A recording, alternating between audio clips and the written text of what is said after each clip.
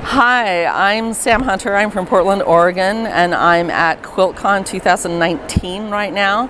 And I'm with my quilt, and the quilt is called Why I'm a Feminist. And I won a third with it, which was so exciting for me in the handwork category. And I've been asked to tell you a little bit about why this quilt happened, why it was important for me to make it, and so on and so forth. So here we go. I'm a quilt pattern designer. I've been quilting for about 30 years.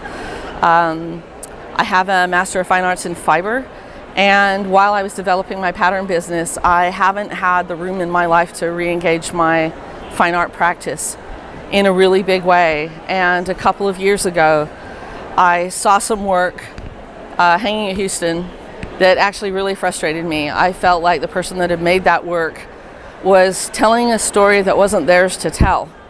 And my reaction to that was to think about, if I had the opportunity to tell my story, a really deeply personal story that mattered to me and mattered to my life, what would that story look like? And this is the story that emerged from that, was this story of why I feel the way I do about women's rights. And so I started noodling on the idea a couple years ago. And maybe about a year ago, I solidified the actual writing that I wanted to speak. And I test drove a version of it where everything was stitched. And I realized that it was going to take me more time than I had. And I felt that this story had to be spoken now and not in 2 years from now. And so I pivoted in the construction methodology. So it's laid out in Adobe Illustrator. It was custom printed for me at Spoonflower. My dear friend Nancy Stovall, who's the quilter that I go to when I have emotionally important work to do, carefully quilted between the lines for me. And then I set to the embroidery, and the embroidery is all in the orange part.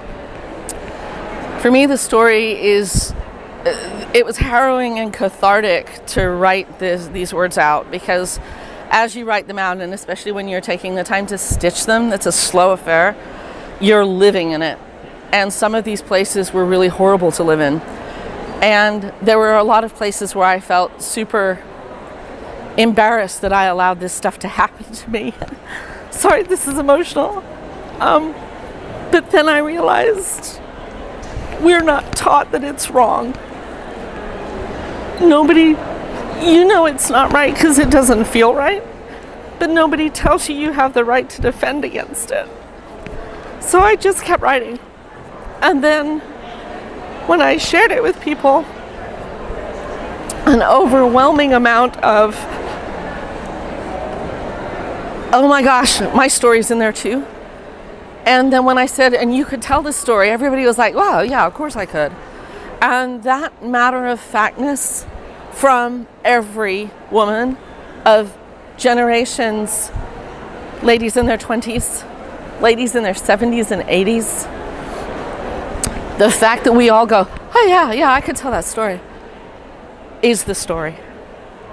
That's the story to me, is that this might be mine, but it's all of ours to speak. So that's the story of this quilt. And every single hug, fist bump, reach out, like on Instagram, shared tears, thank you. Thank you for seeing me. And thank you for telling me that it was okay to tell this story. I appreciate it.